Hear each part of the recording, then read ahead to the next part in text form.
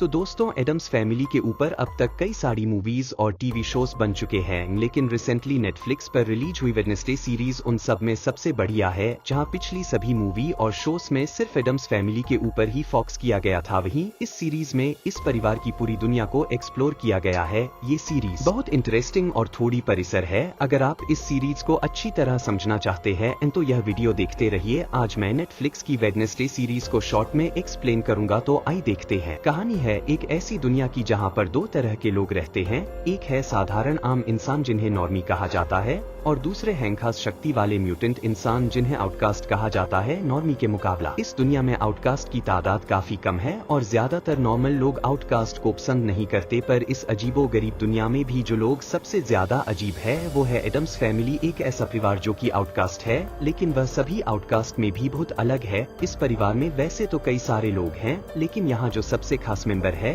वह इस घर की बड़ी बेटी वेडनेसडे एडम्स, जो कि एक बहुत ही मिजाज की खतरनाक लड़की है, लेकिन वो काफी जीनियस भी है। वेडनेसडे को अक्सर उसकी खतरनाक हरकतों की वजह से स्कूल से निकाल दिया जाता था। फिर जब वो 15 साल की होती है तब उसकी पावर्स एक्टिव हो जाती है, जिससे उसे किसी को भी छूट ही अतीत या भविष्य की झलक दिखाई देने लगती है। ऐसी झलक जिसमें उसे किसी तरह के बड़े में पता चला है। इसी दौरान वेडनेसडे को एक बार फिर उसकी एक शैतानी की वजह से स्कूल से निकाल दिया जाता है, और तब उसके घर वाले उसे नेवरमोड नाम की एक बोर्डिंग स्कूल में डाल देते हैं। चारी कोशर में मौजूद यह खास कॉल सिर्फ आउटकास्ट लोगों के लिए ही बनी थी, जहां पर कई तरह के म्यूटेंट बच्चे पढ़ने थे, लेकिन वेडनेसडे वहां पर पढ़ना नहीं चाहती थी। इसीलिए वो पहले दिन से ही वहां से भागने की तैयारी शुरू कर देती है। फिर एक रात जब वो वहां से निकालने की कोशिश करती है, तब रोवर नाम का एक लड़का जो कि नेवरमोड का ही एक स्टूडेंट था, वो वेडनेसडे को अपनी शक्ति से करने पहुंच जाता है, क्योंकि उसकी माँ ने विश्व की एक ऐसी तस्वीर बनाई थी जिसमें वेडनेसडे नेवरमोड को जलते हुए दिखे रही थी। इसीलिए रोहन को यह लगता है कि वेडनेसडे स्कूल को तबाह करने आई है,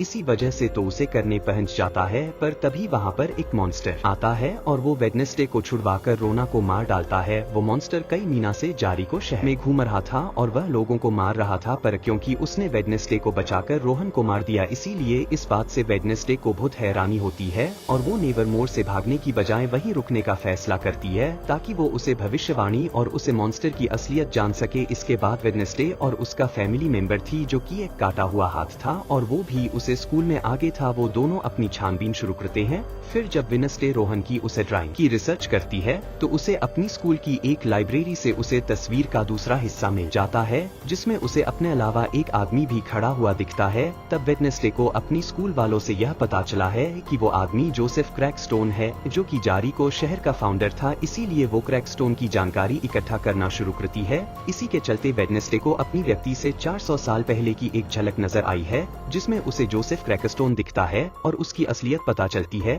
क्रिक्सोअल में एक सन की धार्मिक आदमी था जिसे आउटकास्ट लोगों से नफरत थी और वह दुनिया के सभी आउटकास्ट को खत्म करना चाहता था, जिसकी वजह से उसने सन 1625 में जारी कोशर के सभी आउटकास्ट को एक तहखाना में जमा करके उन्हें जिंदा जल दिया था। तब वेडनेसडे की एक पूर्वज गुड्डी एडम्स वहां से बैक निकली थी और उसने बाद में क्रैकस्टोन को मार दिया था। इस झलक के अलावा भी वेडनेसडे को एक दो बार और गुड्डी एडम्स नजर आई है। गुड्डी अल में एक पावरफुल विच थी और उसके पास भी वेडनेसडे के जैसे ही शक्तियां थी, और क्योंकि इस तरह की शक्ति का इस्तेमाल कोई मारा हुआ पूर्वज ही सिखा सकता था, इसलिए गुड्डी की आत्मा वेडनेसडे को दिखने लगती है और वह उसे ऐसी बातें बताती है जो कि उसे मॉन्स्टर और उसे भविष्यवाणी की पहेली को सुलझाने में कम आई। को इतना समझ में आ गया था कि एक दिन क्रैकस्टोन वापस आएगा और तब इन दोनों का सामना होगा। इसके अलावा जब वेंडी उसे मॉन्स्टर की थोड़ी इन्वेस्टिगेशन करती है, तो उसे यह पता चला है कि वो रक्षाअल में एक इंसान है और वो जिसे भी मार रहा है वो उसका एक बॉडी पार्ट जमा कर रहा है। फिर गुड्डी वेडनेसडे को एक पुराने घर की छानबीन करने बोलती है, जिससे वेडनेसडे को यह पता चला है कि उसे घर में पहले गेट नाम का एक परिवार रहा था जिन्हें आउटकास्ट से नफरत थी। और 32 साल पहले जब वेडनेसडे के माँ बाप नेवरमोड में पढ़ने थे, तब गेट्स परिवार के बड़े बेटे गैरेट ने जहर का इस्तेमाल करके नेवरमोड के सभी लोगों को करने की कोशिश करी थी, लेकिन तब गार्ड गलती से वेडनेसडे के माँ बाप के हाथों मारा गया था और यह गम उसके परिवार वाले सा नहीं पे और एक एक करके वो सब भी मार गए। यह जानकारी मिलने के बाद वेडनेसडे अपने दोस्तों के साथ उसे घर की तलाशी लेने जाती है तब वहाँ उसे कुछ ऐसे सबूत मिलते हैं जिसे यह कह रहा था कि गैरेथ गेट्स की छोटी बहन लॉरेल गेट्स अभी भी जिंदा है और वो इस घर में रह रही है। इसके साथ ही वेडनेसडे को उसे घर में उसे मॉन्स्टर के जमा किया हुए बॉडी पार्ट्स भी दिखे जाते हैं, लेकिन तभी वहाँ पर वह मॉन्स्टर आ जाता है जिसकी वजह से उन्हें वहाँ से भगाना पड़ता है। फिर बाद में जब वेडनेसडे पुलिस वालों को उसे घर के बड़ी में बताती है तो वहाँ से वो सभी बॉडी पार्ट्स गायब हो जाती है। इससे वेडनेसडे को यकीन हो जाता है कि उसे मॉन्स्टर के पीछे लॉरेल गेट्स का हाथ है और जो कोई भी इस केस को सॉल्व करने की कोशिश करता है वो उसे रक्षा के हाथों या किसी न किसी कारण से मारा जाता है। इसी दौरान वेडनेसडे के अंकल फैसला उससे मिलने स्कूल में आई है, जो कि उसे बताते हैं कि वो मॉन्स्टर अल्मे हाइट पर जाति का है और जी इंसान में भी हाइट का डीएनए हो वो तब तक रक्षा नहीं बनता जब तक उसके साथ कोई दर्दनाक घटना नहीं होती या कोई इंसान उसे जगह नहीं देता, और जो कोई भी किसी हाइट को जगत है हाइट उसे अपना मास्टर मान लेता है और वो उसका गुलाम बन जाता है। इस बात को जानकर वेडनेसडे ये मान लेती है कि लॉरेल गेट्स उसे हाइट की मास्टर है और वह अपने परिवार की मौत के बदले के लिए सबको मारवा रही है। वेडनेसडे को यह शक था कि उसकी क्लास में पढ़ने वाला जेवियर नाम का एक लड़का वो मॉन्स्टर हायर्ड है और उसकी मास्टर जारी कोशर की एक साइकेट्रिस्ट डॉक्टर की बोट है जो कि अल में लॉरेल गेट्स है और वो भेज बदल कर यह साजिश कर रही है। लेकिन फिर एक दिन डॉक्टर किम्बॉट भी उसे मॉन्स्टर के हाथों मेरी जाती है। तब वेडनेसडे को लगता है कि जेवियर ने अपनी मास्टर को ही मार दिया। फिर जब वो जेवियर के कमरे की जांच करती है तो वहाँ पर उसे मॉन्स्टर के शिकार हुए लोगों की कुछ चीज मिल जाती है, जिससे वेडनेसडे को यह यकीन हो जाता है कि जेवियर ही वो हायर्ड मॉन्स्टर है, इसीलिए वो उसे गिरफ्तार करवा देती है। इसके बाद वेडनेसडे बिल्कुल बेफिक्रा हो जाती है और वो अपने बॉयफ्रेंड जो कि शहर के पुलिस ऑफिसर का बेटा था उससे मिलने जाती है। फिर जब वेडनेसडे और टाइगर किस करते हैं तब उसे एक झलक दिखती है जिससे वेडनेसडे को यह पता चला है कि असली मॉन्स्टर असल मेंटलर है जिसने झूठ सबूत बनाकर जेवियर को फंसा दिया है। तब वेडनेसडे वहाँ से भाग जाती है और वह टाइगर के परिवार के बड़े में थोड़ी इन्वेस्टिगेशन करती है, जिससे उसे पता चला है कि टेलर की मैप फ्रांसुआ एक आउटकास्ट थी जो कि नेवर मोड में पढ़ती थी। उसे टाइम पर नेवर मोड में हाइट प्रजाति की लोग भी पढ़ने थे, लेकिन बाद में उनकी खूंखार बर्ट की वजह से उन्हें स्कूल से बंद कर दिया गया। उसकी बाद ट्रांसफर ने एक नॉर्मल पुलिस ऑफिसर से शादी कर ली, पर जब उसे बच्चा हुआ तब फ्रांस के अंदर का हाइट जग गया और वो कुछ साल बाद माँ गई। और तब टेलर को अपनी माँ को कोन का बहुत झटका लगा था और उसके पिता तब से इस डर में जी रहे थे कि उनका बेटा भी एक हायर्ड ना बन जाए। जब वेडनेसडे को यह बात पता चलती है तो वह अपने कुछ दोस्तों के साथ मिलकर टेलर को किडनैप कर लेती है और वो उससे पूरी सच्चाई उगलवाने की कोशिश करती है, लेकिन टेलर यह कबूल नहीं करता कि वो हायर्ड है। तब वेडनेसडे उसे टॉर्चर करना शुरू करती है ताकि उसके अंदर का मॉन्स्टर बाहर आ जाए, पर यह देखकर उसके दोस्त काफी मिल जाते हैं और वो स्कूल जाकर प्रिंसिपल से वेडनेसडे की शिकायत कर देती है। फिर टाइलर के पिता वहाँ आकर उसे छुड़ा लेते हैं और कोई भी यह बात नहीं मानता कि टेलर असली मॉन्स्टर है। उल्टा वेडनेसडे को उसे किडनैपिंग की वजह से स्कूल से निकाल दिया जाता है, लेकिन घर जाने से पहले वो अपनी स्कूल के एक लड़के यूजिंग से मिलने जाती है जो कि उसे मॉन्स्टर की इन्वेस्टिगेशन में वेडनेसडे का साथ दे रहा था, पर बाद में वह उसे रक्षा के हमले से कॉम में चला गया था। लेकिन अब यूजिंग को होश आ गया था और जब वेडनेसडे उसे मिलती है तो वो उसे हाइट के मास्टर का एक ब्लू देता है, जिससे वेडनेसडे को यह समझ में आता है कि असली लॉरेल गेट्स डॉक्टर किन्वट नहीं थी, बल्कि वो उसकी स्कूल की टीचर मेरे लिए थॉट नहीं है, जिसने टेलर को उसकी माँ की असलियत बताकर और उसे कुछ केमिकल देखकर उसके अंदर के हाइट को जगाया और उसे नेवरमोर के खिलाफ भड़काकर अपना गुलाम बना लिया। यह जन के बाद वेडनेसडे अपनी स्कूल की प्रिंसिपल के साथ, जिनके पास रूप बदलने की शक्ति थी, उन्हें टेलर के रूप में लॉरेल के पास लेकर जाती है